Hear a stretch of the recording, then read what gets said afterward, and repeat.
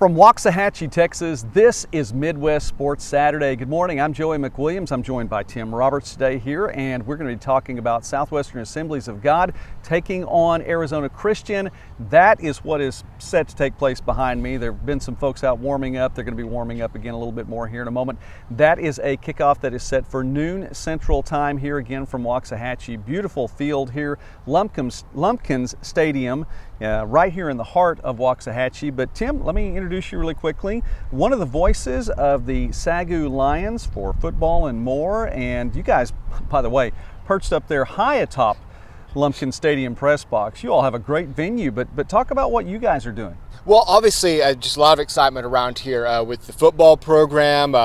Former Dallas Cowboy Greg Ellis taking over as the head coach, a Pro Bowler, just an ultimate stand-up guy. The team building, kind of a great rebuilding season going on while still getting some wins. And then looking ahead, just as a program as a whole, got a whole new athletic facility getting built over on the campus. This is actually our last season, hopefully, here at this gorgeous spot here at Lumpkin Stadium. But we'll be home for real come next year at the Lions athletic facility. So yeah, just a ton of excitement around this program and sports in general. I got a quick shout out to the volleyball program, just undefeated, tearing their way up the NAIA rankings right now. So a lot of excitement around the SAGU Lions. Hey, listen, the SAGU Lions volleyball team has definitely been promoted on Midwest Sports Net. There's no doubt about that. Coach Moore has a great thing going on. We'll talk about them a little bit later on. It is a beautiful day. It's about 90 degrees right now, as you can probably see from me squinting. I think I'm the only person, maybe other than John Cookman, in all of Waxahachie that doesn't have shades right now. So I did not prepare well enough. I'm still, it's a hangover from the trip to Wichita a couple weeks ago with the rain coming in. So anyway, it's supposed to be about 96 when they kick things off here, Arizona Christian and Southwestern Assemblies of God. Tim, talk about this field behind us here really quickly. We're at Lumpkin Stadium. I said right here in the heart of Waxahachie, and this is just a beautiful facility. It's a great place to get to watch a game. I know we'll talk a little bit more about the upcoming facilities for SAGU, but tell us about this. Yeah, obviously this has been the home for the Waxahachie Indians for decades and decades. I still remember it back when it didn't look like this. I've been around long enough that it was just, bleachers and a giant hill, which was great when we had sleet. We all jumped the fence and slide down it. Don't tell the school district we did that. But it is, obviously, Texas high school football. Mm-hmm. And, Allen, McKinney, places like that. But this really is one of the top stadiums in the area. Yes. It still has almost like that quaint feel. It's not quite Allen, where you might as well be going to a Cowboys game, it feels like, but just gorgeous press box, multiple tiers. And, when you get a big rivalry game or you get our homecoming game coming out, you get people packed in here. It's just an absolutely great venue for some excellent football on Fridays and Saturdays. It definitely has that feel to it. I'm not that far away from McKinney ISD, which we're in Student Athletic Conference country right now, but we're in the Lone Star Conference footprint. And of course, we talk about Division II and NAIA here on Midwest Sports Net, where we talk about small college sports and more throughout the Midwest and beyond. That facility there at McKinney is fantastic, home of the Division II National Championship. This, like you were talking about, this is not quite that, but it still has a great feel to it. And I would say too, I definitely, I've had my share of getting to do Texas high school football. It is a world in and of itself, there's no doubt. And I got to do play-by-play for a couple of years for a 2A school, which moved to 3A. And fantastic, just absolutely. You can't imagine, if you haven't seen Texas high school football, it's tough to imagine it. Just imagine the coolest thing on a Friday night, bump it up another notch, and then go out and watch it, because it is worth that. Well, okay, SAGU then, new field, new activity field on the way, and you said possibly next year. Well, you know what? It looks good. There are pictures online. Yeah, we got some videos that are going out there right now. It's coming together, looking absolutely gorgeous. I've been told next year. I understand how construction works. We'll see, but that's the plan, and it's just going to be amazing to have our own field right there in our own backyard. And that way too for the SAGU Sports Network, which has become such a huge part of SAGU football and SAGU sports in general.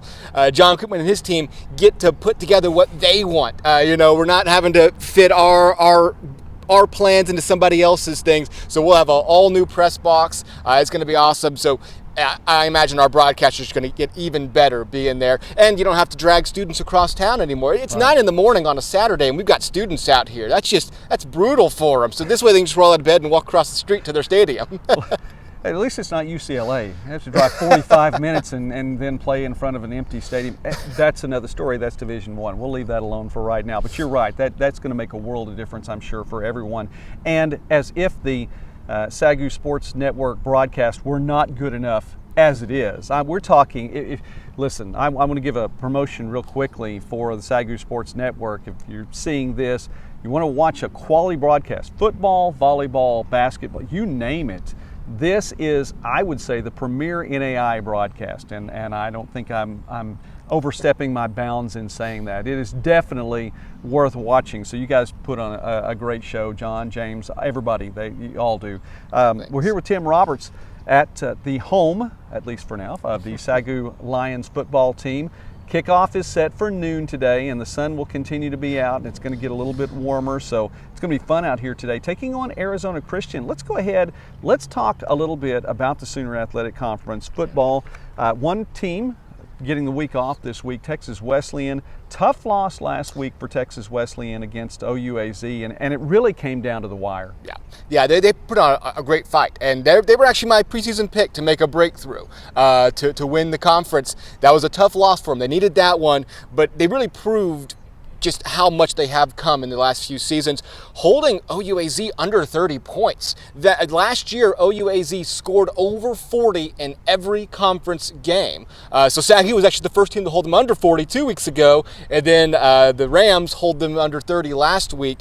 It's not over yet. They're down that one game, but we saw this conference get flipped on its head last year as well with some late upsets. There are a ton of upset teams out there. This is that dangerous eat its own tail conference with teams like Louisiana Christian, even teams like Wesleyan Baptist, obviously SAGU and Arizona Christian.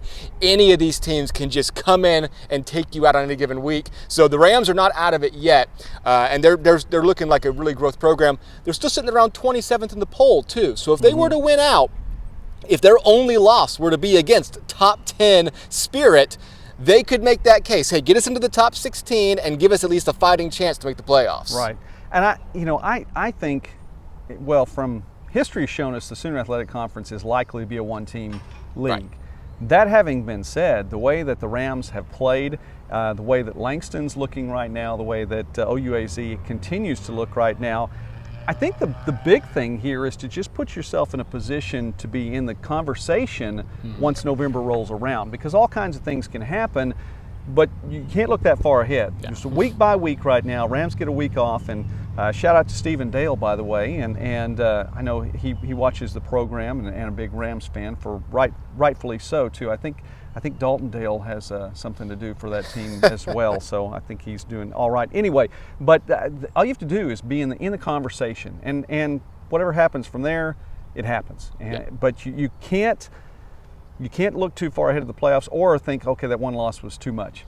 Right. I mean, last year we called it a couple of times, said, okay, I think it's all wrapped up. I think Langston has this thing. All of a sudden, Langston loses their last three, and they blow essentially a game-and-a-half lead. They had a game-and-a-half lead over the Spirit, and the Spirit leapfrogged them in those last 3 weeks. So, and Spirit have a upset special tonight against Louisiana Christian, who is...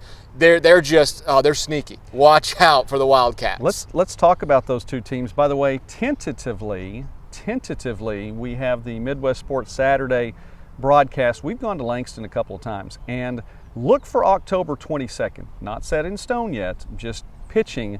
Potential broadcast note, OUAZ at Langston. We may be there for that. That's a 2 o'clock kickoff. Don't want to get too far ahead. Let's talk about those two teams then. OUAZ and Louisiana Christian, as the Wildcats are headed to Arizona and on a bit of a roll after a win over the team that's right here. Right. I mean, they came in here to Lumpkin Stadium week 1. Just no way to put it, got blown out. Got beat 27-0. I mean, they could not gain a yard in that game. Flew all the way out to Florida, took on FCS Division I Stetson, and looked so much better. Put up 2 touchdowns and then roll in and beat these Firestorm last week. So they've put it together. They've turned a corner real fast from what they looked like just a couple of weeks here in Waxahachie. And you were talking, they put points on the board, 40 points on the board against Arizona Christian. So that was a big deal. Yeah, they have figured it out in these last few weeks after this tough opening loss against the Lions. So yeah, the Spirit need to watch out, because their last 2 wins over SAGU and Texas Wesleyan, against 2 of the better teams in the conference, I would say. But both of those were tight games. They pulled away from the Lions in the second half, but it was down to the wire against the Rams. So if they play the same way against the Wildcats, if you're playing with fire in the fourth quarter, you just don't know what's going to happen. That's true. And it's the Louisiana Christian really has grown. I mean, they've changed the name of the university. They've changed a lot of things, made the transition from Division III to NAI. It's a better fit. And it's worked out well for them. Of course, Red River Athletic Conference members and pretty much everything else, but in the Sooner Athletic Conference in football, trying to find a place here. And that could be, as you mentioned, if they're sticking around, could be a good game. Let's talk about the other team we were talking about, who's also at the top of the standings right now, undefeated as we speak, as Langston's on the road, headed to Little Rock, Arkansas to take on Arkansas Baptist today. And we were talking a little bit before we went on air here. You say there might be a chance. I'm saying very, very little chance. Very, very little. Arkansas Baptist has made some strides in this second probationary year here in the conference. By strides, I mean they're losing by 30 instead of 50, pretty much. They are building a program, but for Langston, it's just about, building a resume like they did last year. Yeah. All their toughest games are still ahead of them. You're talking about that game against the Spirit. They still got to take on Arizona Christian. They still got to take on SAGU. Still got to take on Texas Wesleyan. So they're in the exact same boat as they were last year, building up a big undefeated resume to start off. But then the schedule gets tough. So obviously, just a take care of business day for the Lions out there in Arkansas. And I really do believe Coach Quentin Morgan will have them ready for today's game. Larry Harrington passed for more than 400 yards last week. They're on a roll. We'll see how they do on the road, but I do think it's a good opportunity for Langston to just get those reps in and keep on going.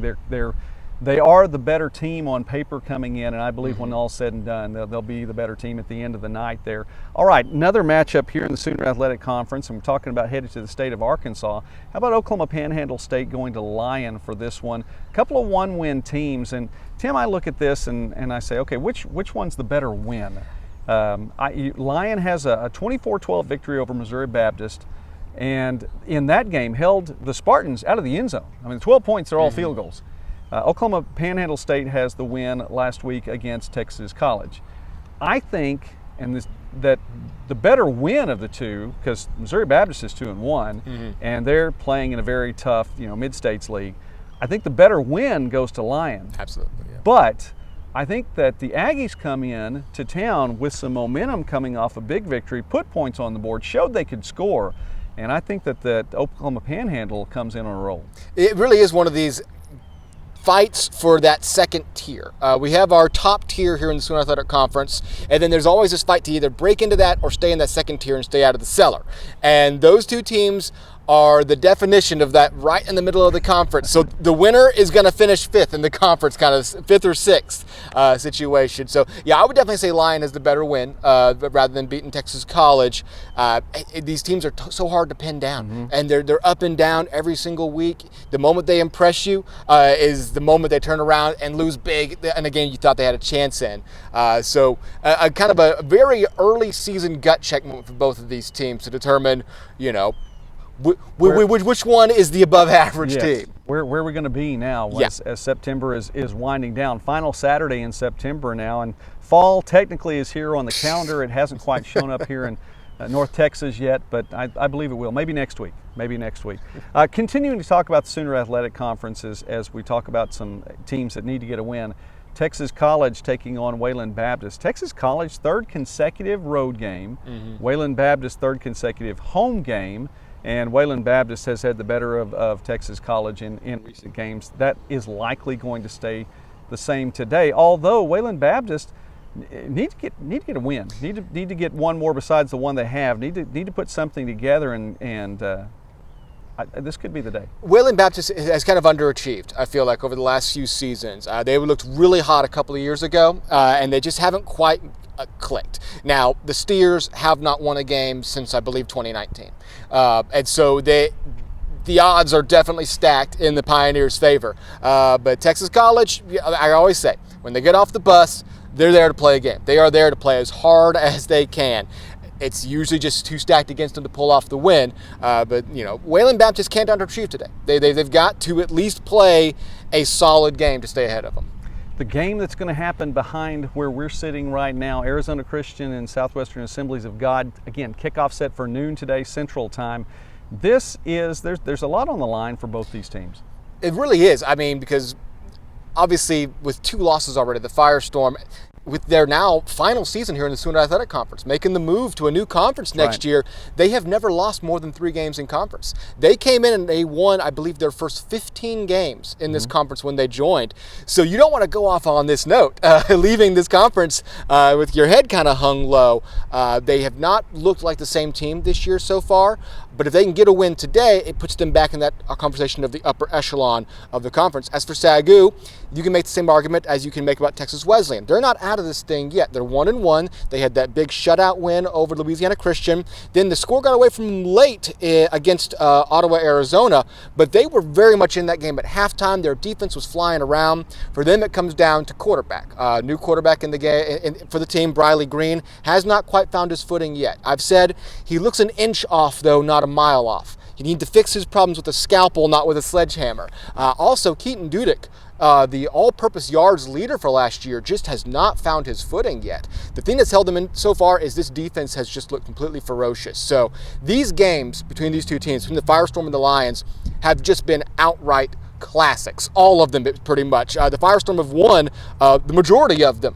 But out of those wins, I believe 7 of the 8 were all by less than a touchdown. Yeah. So these are always thrilling games here at Lumpkin Stadium. So yeah, if you want to pull up a second game on your monitor with whatever you've got going on your TV, keep your eye on this one, because the odds of it going down to the wire, and hey, we went viral here. It's going to happen. Yeah, we went viral here back in March of 2021 with the conference decided off the foot of Nestor Higuera, who was getting interviewed by Pat McAfee a few days later. So virality may start here today. You just don't know.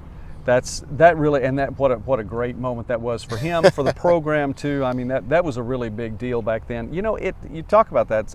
Arizona Christian came in really just guns blazing. Yeah. Figuratively, when they came to the Sooner Athletic Conference. It had been Langston's conference for a couple of years, or around the CSFL time too. Yeah. I mean, this is making this transition over.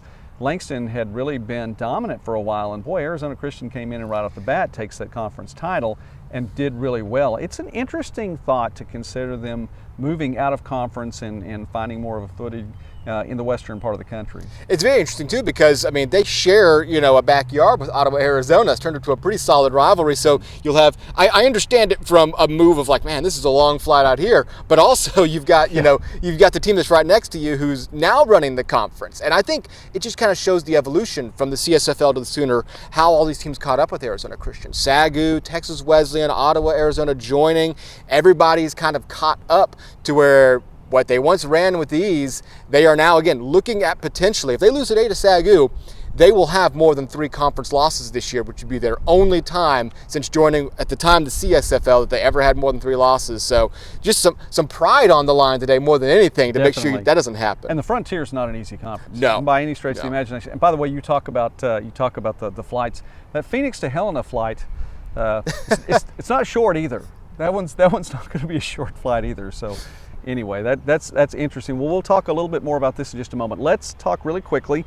Let's stick with NAI for a while. In NAI football, I do definitely want to talk NAI volleyball, but I think that's going to wind up being in one of the Midwest Sports Now weekly shows. So let's just go ahead and let's go to the top 25, because I know here in a few moments you're going to have a pregame, and you've got work to do as you take your Sherpa and try to make your way back up to the top. I'm just looking at those stairs. I'm looking at that sun, and just there's no escalator. I wish there was. No, I understand. And listen, we're going to get some footage from field side here for Midwest Sports Net a little bit later on today too. I'll be down here on the field. But let's talk top 25 NAI really quickly. Morningside idle this week. Their next game for the top team in the country, without question. Sorry, Vince. Vince from Varsity Sports Saturday or Varsity Sports Show out in Arizona. I still think Morningside's at the top. 3-0. They're idle this week. Their next game is going to be at Midland. That is next Saturday, October 1st. Midland is 4-0. Midland, and we'll talk about them a little bit more. Midland, I believe, very likely to be 5-0 today, and so that's going to be an interesting matchup next week. And the last test for Morningside, really. They've already gone through the meat of their schedule against teams like Dordt and such. They're still undefeated. If they take out Midland, I mean, there's no way to put it. They've got a 6-week bye until the playoffs.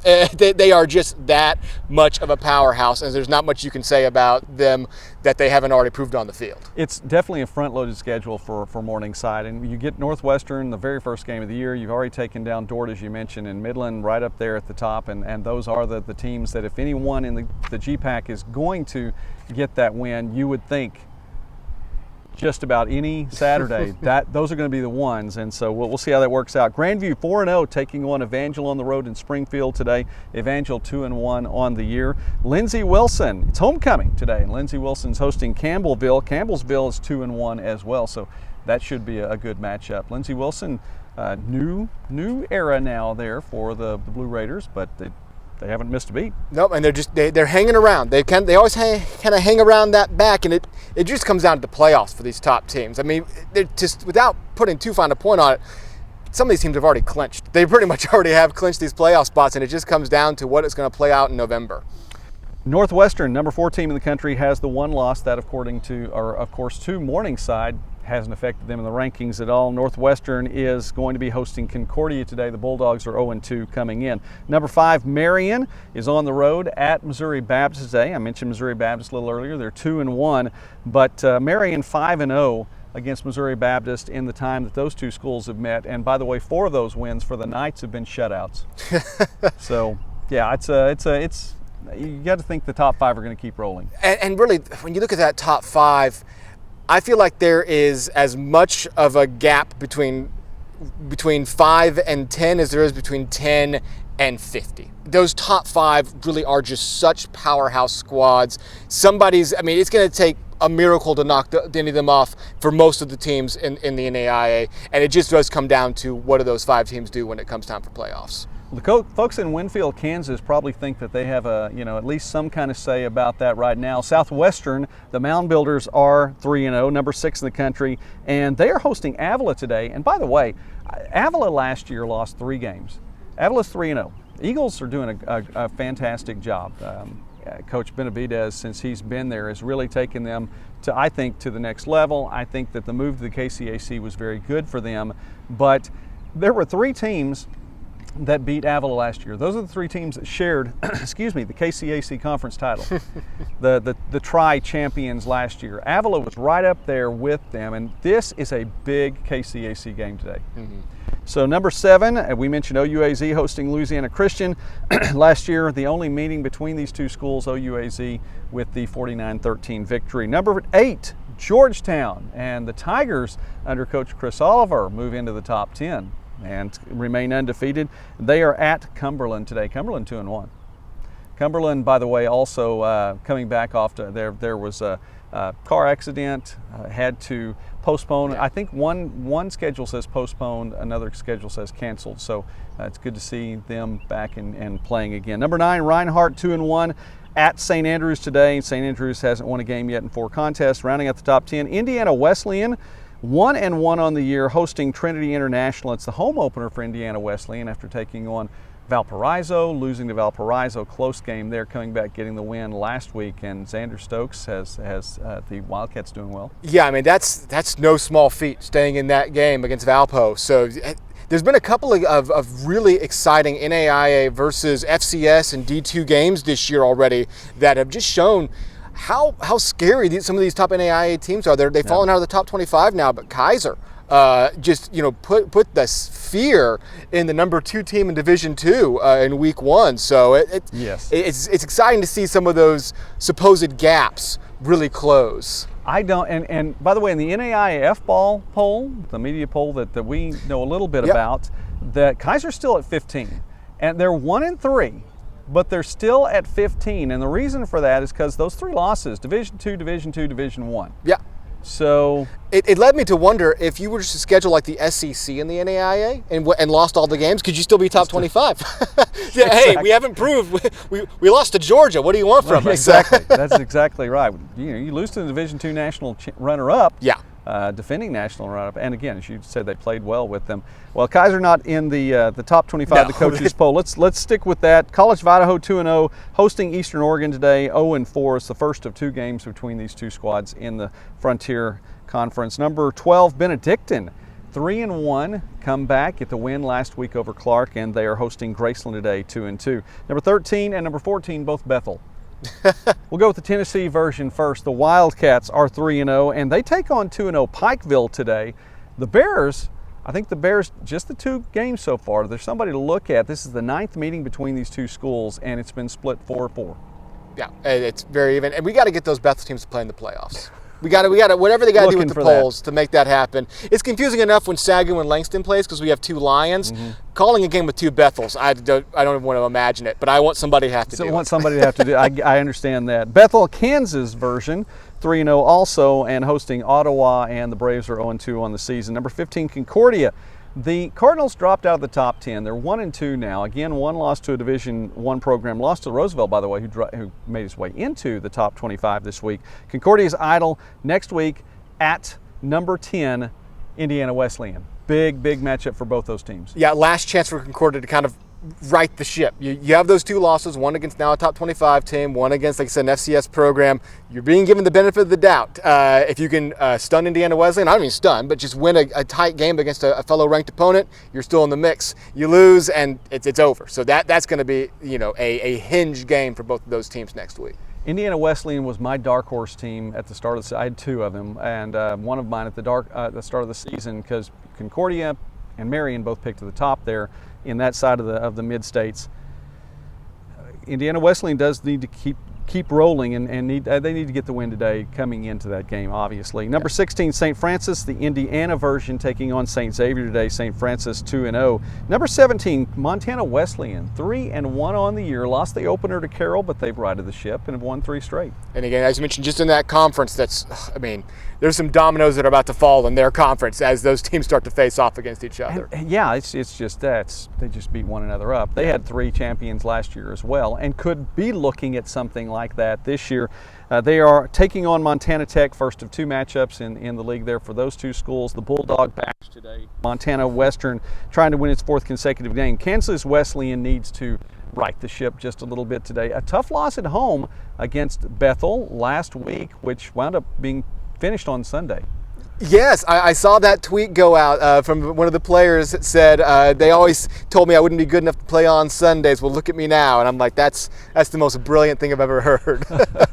That it is. They're hosting Bethany, and the Swedes are 0-2. This should be the game for the Coyotes to right the ship. 112th meeting, by the way, between these 2 schools. That's fantastic. I mean, that's phenomenal. Midland, the Warriors, are the best team in the state of Nebraska right now. They're saying it is our state, and I don't see anything that says otherwise. I have nothing here. Let me get this to you. Midland, 42-24 since Coach Jamrod came in 2016. That is the best record overall. They've had a winning record each year since he's come in. And look, they're going to take on Jamestown today. The Jimmies are 2-2. This is the 5th meeting between these 2 programs. Midland's won all 4. So I don't see a reason why they're not undefeated going into the Morningside game, but tell me why they're not the best team in Nebraska. Can you convince me of that right now? I don't know, because at this point, just hire him as coach and declare it his national day too. If you're up in Lincoln, they probably find a way to beat the Huskers by 3, because that's just what the Huskers seem to do. But obviously, if they're undefeated going against Morningside, they've got that shot. They've got that shot to just keep building, and there is almost some motivation when your counterpart, the team that everybody talks about is down. You build a little bit of a reputation. I remember when SAGU's basketball program went on their first run around here. It was the first year that no Texas team had made March Madness in like 30 years. And all of a sudden it was like this pride thing of, hey, no, there's a Texas team that's playing good basketball right now. There's a Nebraska team that's playing good football right now. Don't wait in line 6 hours for whatever's happening in Lincoln. Just check them out instead. And there are, listen, Kearney in Division II, the Lopers are doing well. Hastings gets the win last week. Peru State, big upset last week as well. So, I don't want to say anything disparaging about Nebraska football, other than maybe the Huskers right now, but those jokes write themselves at the moment. But Midland, 4-0. Yeah. I think they can and will be 5-0 at the end of the game. Number 19 team in the country. Number 20, we talked about Roosevelt into the top 25 now, and the Lakers are 2-0. They are at Lawrence Tech today.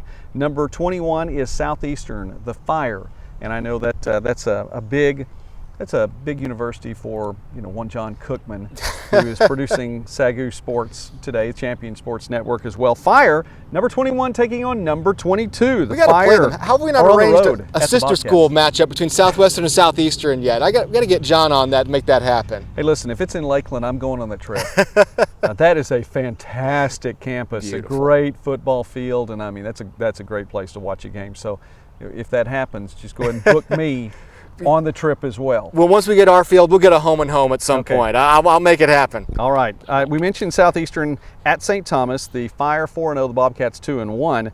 This is a pretty big Sun Conference game. It's going to be a game where somebody's going to trade places pretty much. If you got 21 versus 22, I mean, that does not get any closer than that.